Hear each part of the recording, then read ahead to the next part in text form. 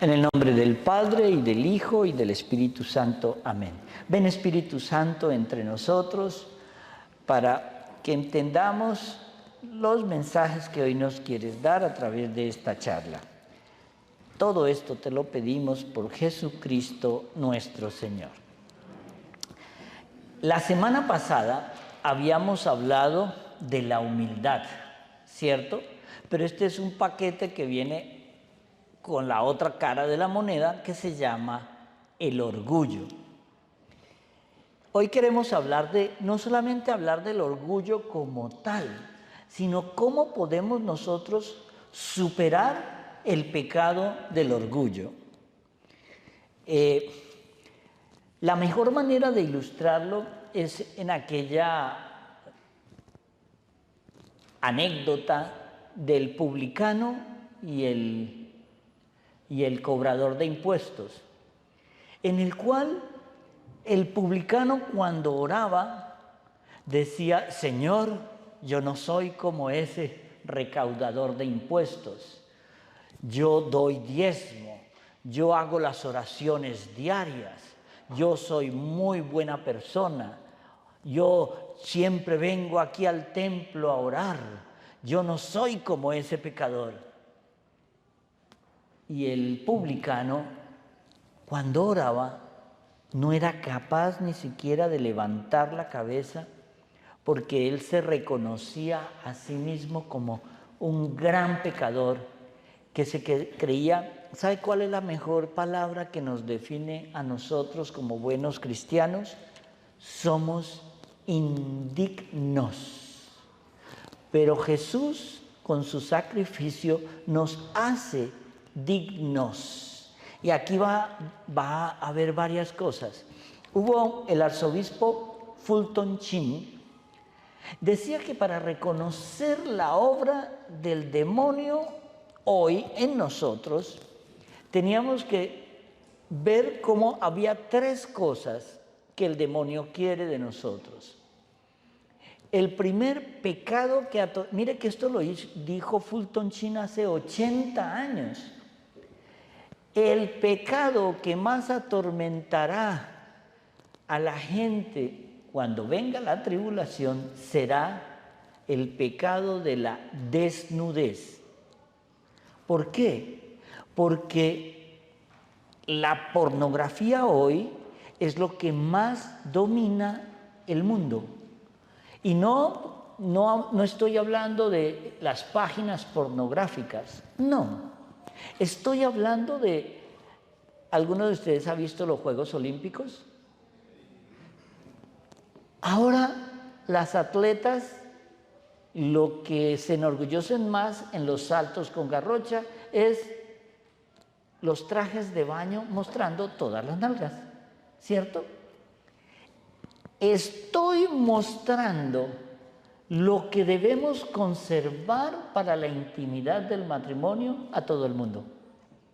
Pero esto es tan sutil que nos va diciendo a nosotros: pero espérate, dañar la pureza de nuestro cuerpo va en una connotación no solamente con eso. El santo cura de Ars decía que el día que nosotros entendamos que esto es un templo del Espíritu Santo, cada cuerpo es un templo del Espíritu Santo, y por eso la desnudez es una de las cosas que más atormenta hoy al mundo. Es increíble la cantidad de niños, estoy hablándote de criaturas de 7, 8, 9 años, que ya son adictos a la pornografía, pero en una adicción tan grande que ya requiere una terapia para poderlo sacar de ahí.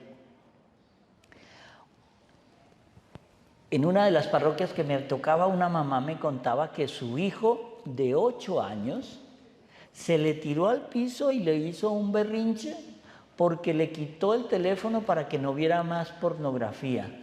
Y el niño solo gritaba: es que tengo derecho a ver lo que me dé la gana, yo no le hago mal a nadie. ahí viene ya un error.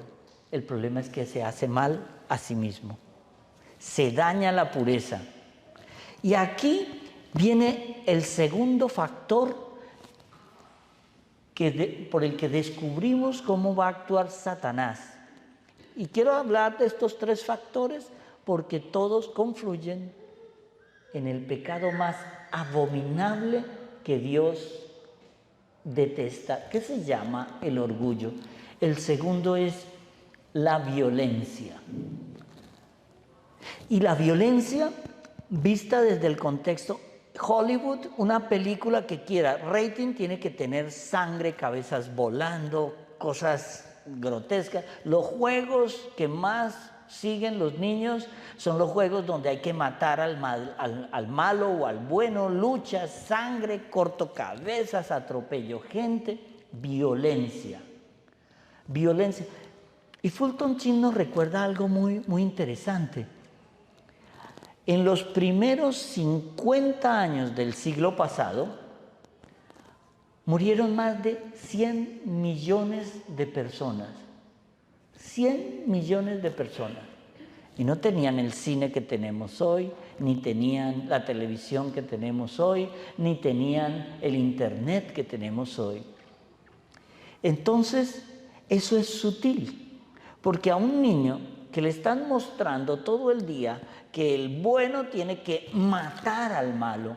Ustedes no se han fijado que el bueno siempre al final de las películas se enfrenta al más malo de los malos y entonces se dan trompadas y uno dice, pero esta gente ¿cómo aguanta tanta trompada? Patadas, le disparan y ellos se levantan y cogen al malvado y entonces lo empujan y entra en una máquina moledora de carne y porque ese malvado merece morir de la manera más asquerosa del mundo. Estamos entrando en lo que nosotros llamamos el círculo vicioso de la violencia. Violencia engendra más violencia. Y lo último, la división. Diabolos quiere decir división. División. Cuando nos metemos en uno de estos tres pecados, ya estamos nosotros entrando en algo que va a ser más rotundo. Pero aunque todo pecado mortal merece castigo, el orgullo es la mata de todos los pecados. ¿Cuál fue el pecado de Lucifer? El orgullo. Entonces, aquí es cuando empezamos a desarrollar el tema como el santo cura de Ars nos enseñó. Dice, la gente siente orgullo cuando tiene un talento, sobre todo cuando tiene riqueza o cuando tiene una belleza física. Cuando yo reúno estos tres factores, llega el más peligroso de todos, el orgullo del poder. El poder es un pecado que el que lo tiene ya se aferra a eso como una sanguijuela y no lo quiere soltar. Entonces, el santo cura de Ars nos enseña algo bien lindo. El orgullo que da el tener dinero más que los demás. Ese orgullo te condena. Ay, no, pero si yo voy a misa y doy limosnas, ¿te sientes orgulloso de eso? Te condena. Entonces, porque el orgullo conlleva en sí una envidia. O sea, yo tengo que ser mejor que tú. Si yo estoy mejor que tú, yo vivo en paz. Pero siempre habrá gente que tenga más que tú. Más que tú. Entonces, es cuando él empieza a decir, San Agustín nos decía algo bien lindo. Dios, haz que yo me conozca para reconocer mi nada, mi poquedad, mi nulidad. Porque cuando yo sé que no puedo nada por mí mismo, sé que te necesito a ti. Cuando la semana pasada hablábamos de la humildad, así como el orgullo es el inicio de todos los pecados. La humildad es el inicio de todas las virtudes. Orgullo y humildad siempre van a estar en las caras opuestas de la moneda. Pero, ¿cómo sabemos si somos orgullosos? ¿Cómo sabemos cómo manejo yo mi orgullo? Es fácil. El primer punto es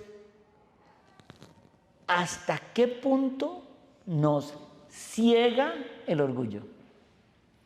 ¿Ustedes quieren ver la mata irracional del orgullo? Miren a un adolescente. El adolescente cree que todo se lo merece.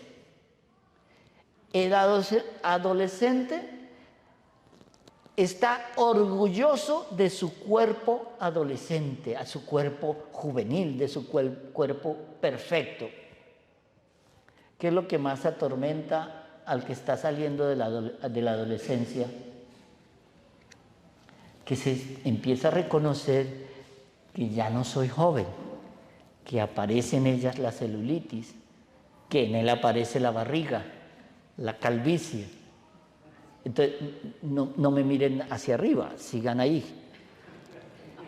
Pero miren esto, el orgullo fue tan castigado que aquí hay varios factores que tenemos que analizar.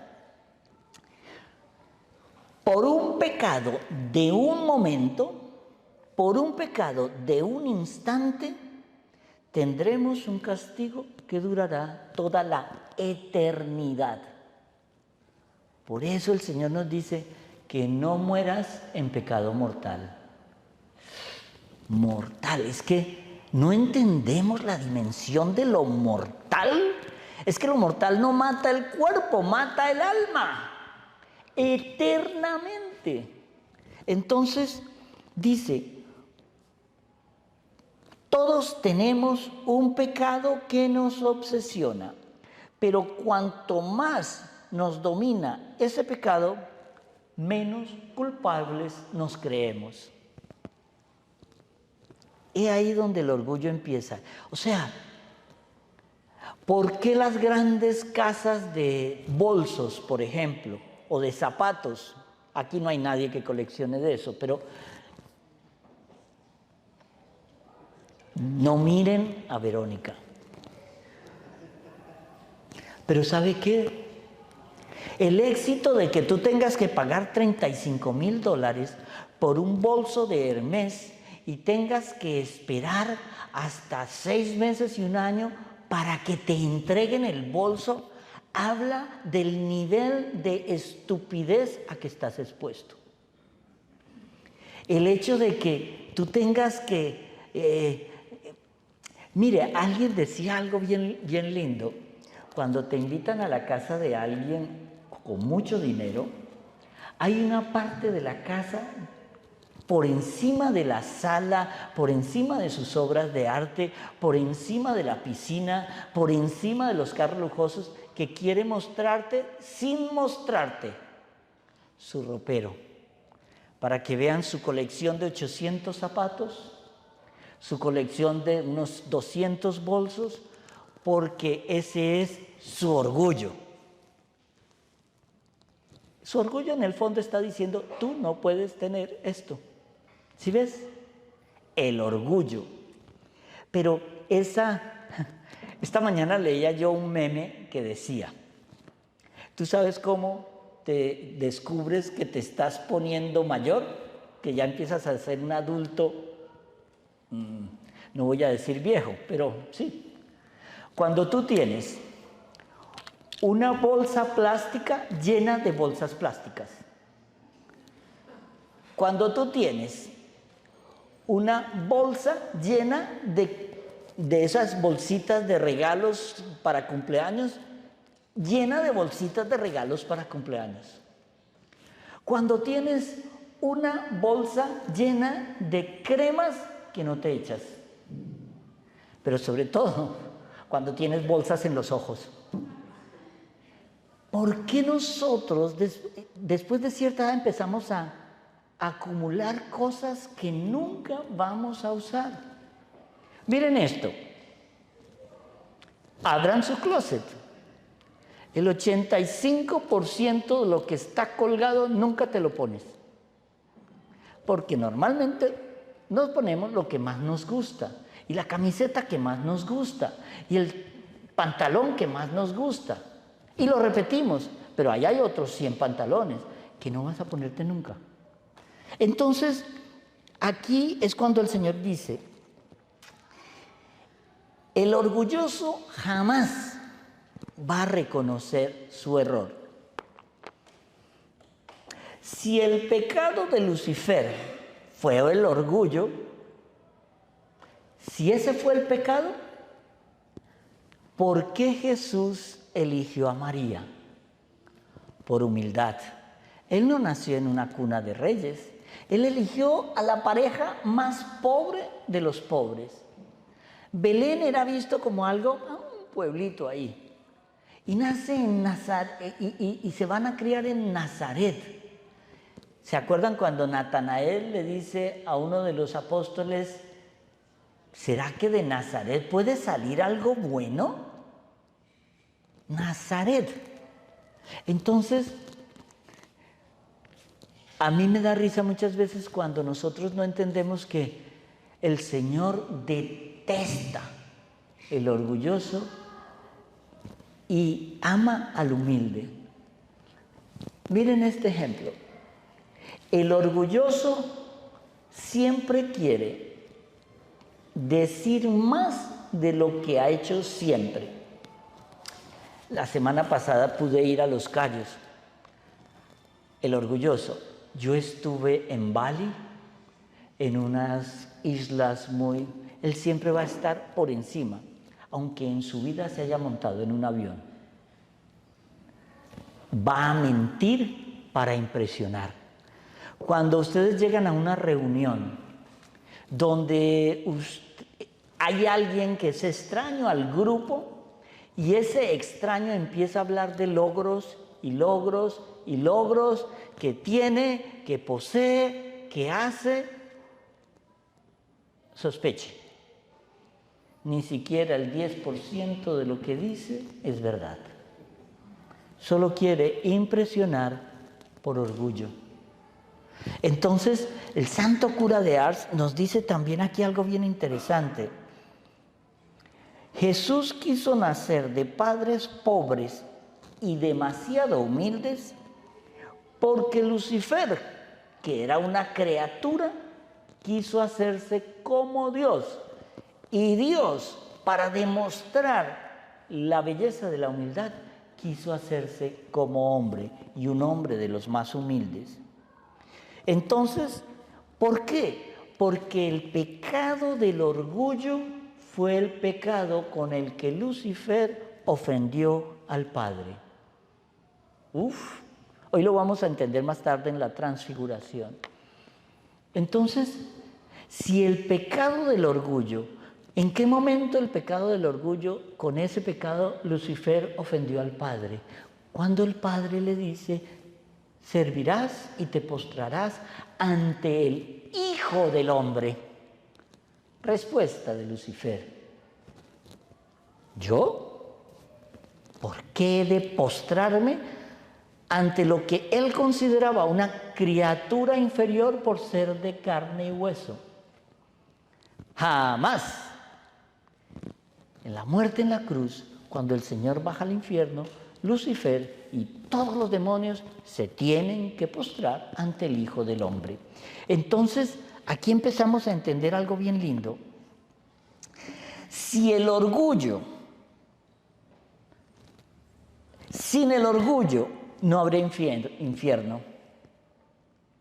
Sin el orgullo, nosotros habríamos pasado en carne y hueso de aquí al paraíso celestial sin sufrir la muerte, sin sufrir la vejez, sin sufrir enfermedad. Pero el orgullo, por el pecado del orgullo, se creó el infierno. ¡Qué fuerte! Si yo les preguntara a cada uno de ustedes si son orgullosos, este tamaño de humildad que los caracteriza, dirían que yo jamás. Ese yo jamás ya te dijo, yo soy el más orgulloso. Porque me recuerda al fariseo, yo no soy como ese. Pero uno dice, pero no, a mí no me afecta para nada el orgullo. Cuando un padre, una madre, su hijo se casa con alguien muy importante, es que mi hija se casó con, ¿sí me explico? Y empieza ese orgullo. El humilde se esconde, no se muestra. He ahí la importancia de lo que vamos a entender más adelante. Si el pecado del orgullo no hubiese atacado en su momento con Lucifer, Adán estaría aún en el paraíso terrenal. No tendríamos juicio final. Lo más importante, el cielo lo tendríamos todos asegurado. ¿Por qué pasaríamos esta vida alabando a Dios y reconociendo nuestra necesidad de Dios? ¿Ustedes se imaginan una tierra sin envejecer? Una vida terrenal amando a la persona que más quieras. Una vida terrenal sin enfermedad. Por ejemplo, ahí quebrarían todas las compañías de seguros. ¿Por qué? Era otra dimensión. Esa dimensión de ese paraíso terrenal es lo que tarde o temprano se va a instaurar en la tierra. Tarde o temprano tendremos que vivir como Dios Padre diseñó al hombre, que pueda vivir aquí y estar en la presencia de Él como en el plan primigenio. Pero fue el pecado del orgullo el que generó todos los otros pecados capitales, mortales y de hecho los pecados más tenebrosos del mundo. Pasaríamos toda la vida alabando a Dios. Sin ese pecado, Jesús no habría muerto, porque ese pecado es tan grave, porque si Lucifer no hubiese tenido ese pecado, no se habría condenado nadie, ni siquiera los ángeles. Porque fue el pecado del orgullo de Lucifer el que arrastró a 1/3 de los ángeles del cielo y fueron ángeles caídos, lo que hoy llamamos demonios. Si ese pecado no se hubiese cometido, no existirían los demonios. Todos los pecados, cada pecado que tengamos merece un castigo. El avaro, el vengativo, el impúdico, son frutos del pecado del orgullo. ¿Qué hizo el orgullo? El orgullo hizo que nosotros pasáramos de ser hermanos adoptivos de Cristo a esclavos del demonio. Con los pecados, cada vez que pecamos, despreciamos el sacrificio de Jesús en la cruz, aunque no lo quieras aceptar.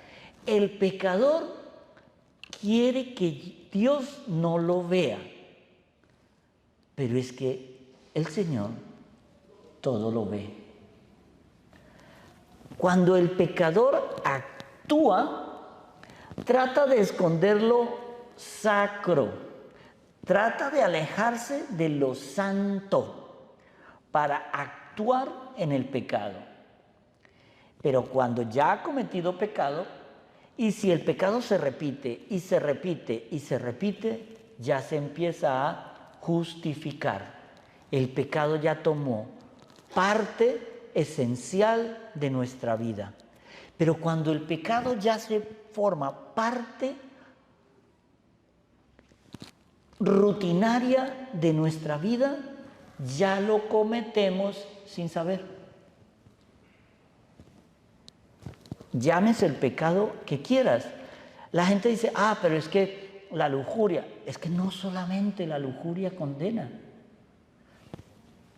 la avaricia condena, la glotonería, el comer condena. Por eso se llama pecado capital, porque todo pecado capital conduce a un pecado mortal y todo pecado mortal mata el alma. Entonces, cuando el Señor dice, es la vanidad de los que se enorgullecen con sus palabras y obras. He visto unas declaraciones ahorita en estos Juegos Olímpicos donde hay una total ausencia de Dios. Cuando dicen, es que yo conseguí esto solo, fue mi trabajo, fue mi esfuerzo. ¿Y dónde está Dios? Ahorita Djokovic ganó la medalla de oro en los Juegos Olímpicos de París. Y están estudiando la posibilidad de quitarle la medalla de oro porque él esgrimió la cruz, porque él se echa una bendición, porque él no obedeció el hecho de que él sacaba la cruz y la ponía así en las tomas cerradas de la cámara, porque él está orgulloso de ser cristiano. Y entonces el mundo está ofendido porque estamos esbozando a Cristo. Entonces, un comité que en su inauguración comete la blasfemia que cometió, burlándose del cristianismo como lo hace. ¿De verdad estamos en un camino de Cristo o estamos en un camino en el cual queremos tapar? Fulton Sheen decía algo. Thomas Jefferson, cuando fue a esgrimir los principios básicos de este país, que es, quiéranlo o no, el país líder en el mundo ahora, él esbozó un amor a Dios, amor al prójimo y amor a la patria. Pero ya aquí, si usted habla de Dios, usted ya es marginado. Porque ahora las teorías filosóficas no es de amor al prójimo, es de amor a mí mismo, porque es que tú te lo mereces, porque es que tú puedes, porque es que tú no necesitas a nadie. Eso es el pecado de Lucifer, el empoderamiento del yo. Y ese feminismo barato, no entiendo. Leía yo ayer algo que decía, toda feminista es feminista hasta que se casa. Todo comunista es comunista hasta que se vuelve millonario. Y todo ateo es ateo hasta que el capitán del avión dice que el avión se va a caer. No estamos entendiendo que estamos carcomidos por un germen putrefacto que es alejarnos de Dios. Y el orgullo, me siento orgulloso de ser de cualquiera de estas provincias. Entonces, me siento orgulloso. Yo no puedo decir que me siento orgulloso, sino del amor que puedo profesar por Cristo. San Pablo se llamaba a sí mismo un aborto que persiguió a Cristo. No puedo estar orgulloso, sino del amor de Cristo. De Cristo, no más. Cuando alguien me decía, no, padre, usted tiene que entender, es que soy joven y además era bonita, yo siempre le contesto lo mismo, ese es un mal que se cura con el tiempo. ¿Por qué? Porque esa juventud y esa belleza se van y no vuelven. Pero cuando nosotros no estamos dándonos cuenta que el orgullo, mire, hay ciertos líderes políticos, ciertos, no voy a decir nombres, en los cuales en lo que habla la soberbia, porque el orgullo es ensoberbecerme de lo que tengo, de lo que yo hago, de lo que yo digo. Cuando uno ve en estos concursos de belleza, preparan a estas pobres mujeres, porque es que yo me siento orgullosa de porque es que yo he hecho porque ¿no se dan cuenta que quien la hizo linda fue Dios? ¿No se da cuenta? ¿No se da cuenta que el poder que te da el dinero te lo dio Dios? ¿No te das cuenta que eres un genio? En estos días veía una entrevista a un chico como de 19 años que es un genio, pero la prepotencia, la soberbia, el yo sé, es que puedo, es que voy a ver.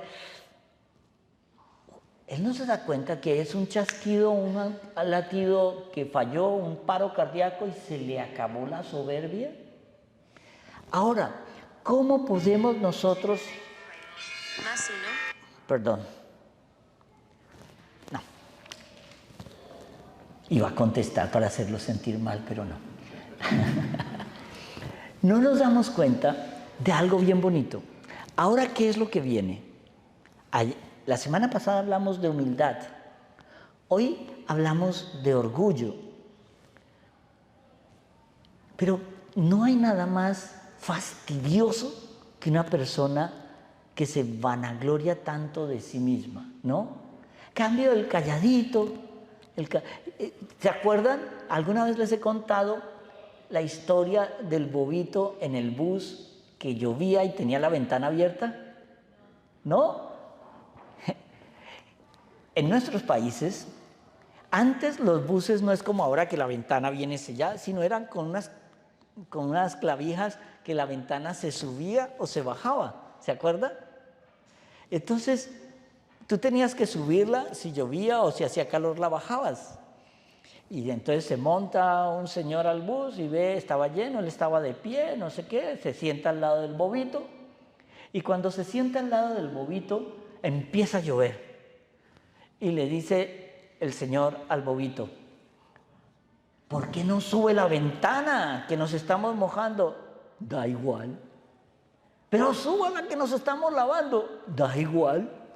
¿Cómo va a dar igual? Tienes que subirla para que no entre el agua. Da igual.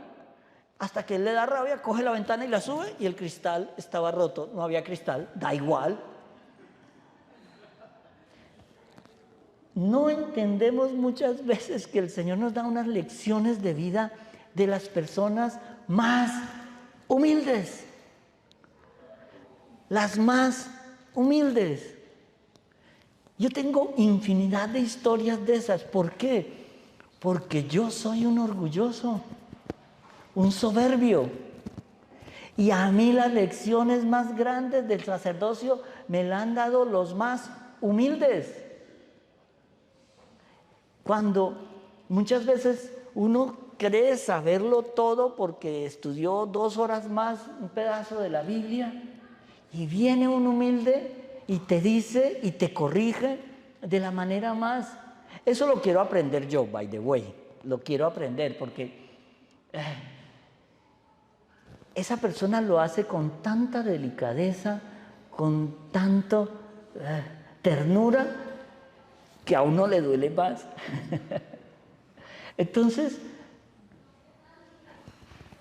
cuando el Señor nos enseña que es la clave de todas las virtudes, se llama humildad. Es cuando nos enseña algo. ¿Cuál es el mayor acto de humildad de un verdadero católico? Se lo voy a decir y lo van a conocer. Está en ese cuarto de allá, se llama la confesión. ¿Por qué? Porque muchas veces la vergüenza no nos deja ir allá a confesarnos. Pero ¿por qué el Señor crea la confesión? Porque la confesión es un acto de humildad. Porque no me da pereza pecar, no me da pena pecar, pero sí me da pena confesar el pecado. Y la gente prefiere morir con el pecado antes de pasar por un acto de humildad. El acto de humildad de la confesión me da la posibilidad de comerme el cuerpo del Señor. Pero hay gente que por soberbia no se confiesa. Yo que me voy a confesar con un cura que es más pecador que yo. Ese es el eterno dilema. Sí, pero es que el Señor le dio a ese cura pecador la posibilidad de perdonarte los pecados en su nombre, porque el que perdona es Dios, no el cura. Pero es como el acto de humildad supremo, porque hay veces que la gente viene, padre, mire, es que yo llevo 20 años sin confesarme y quiero hacerlo ahora. Bueno, dime. No, a veces una mentirita, alguna rabieta con mi mujer, pero no, nada más. Ah, no. Usted levita. O sea, discúlpeme, ¿san qué es que se llama?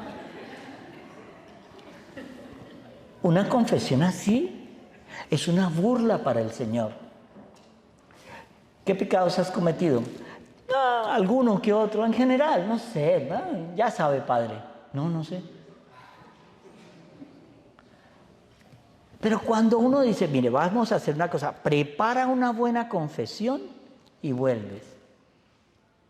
Entonces, a mí siempre, ustedes saben yo lo tierno que soy para confesar. Y luego cuando han preparado esa confesión y se encierran allá y llevan una hora, y le digo yo, ¿y eso era lo que usted llamaba mentiritas y rabietas? Acuérdese de una cosa, de todo pecado que confesares con la boca, Isaías, te serán perdonados. Si no lo confiesas con la boca, no está perdonado. Es fácil, pero el pecado de orgullo te impide reconocer la necesidad de confesar el pecado. Te lo impide. Sobre todo cuando hay unos pecados que ya yo manejo. No, es mi único. Yo solo tengo un pecadito. Me robo $1 millón por mes, pero es uno, ¿ves? Eso no es. Eso y la tal es una mentirita piadosa. Eso no existe. Yo lo doy con el ejemplo que soy repetitivo. Bueno, fue un asesinatico piadoso. Le metí 38 puñaladas, pero suavecito para que no le doliera. Pero lo maté. Entender que cuando el Señor nos habla desde la ternura de la humildad, nos está hablando de la ternura que Él siente cuando se entra a un confesionario. Es yo me reconozco pecador, yo reconozco que me equivoqué, yo reconozco mi nada, pero ahí puedo decirle al Señor, Señor, solo te pido perdón, reconozco mi nada, pero es que te necesito para vivir, porque tú eres el camino, la verdad y la vida.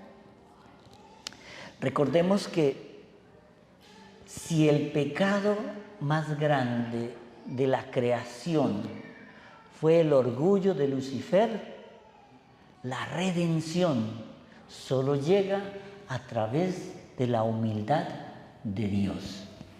No hay otro. Porque si Jesús nos mostró la humildad que hay que tener como hombre, es la única manera que tenemos para anular el orgullo que cada día sentimos de diferentes estupideces. ¿Por qué? Porque no entendemos que el perdón de Dios y la misericordia de Dios son infinitas mientras estemos en este tiempo de gracia. Porque cuando se acaba el tiempo de la gracia, viene también la infinita justicia de Dios. Y yo no quiero estar apelando en una justicia que no me merezco. Yo quiero decirle al Señor, Señor, apelo a tu divina misericordia ahora, porque no sé cuándo nos va a llamar. Amén.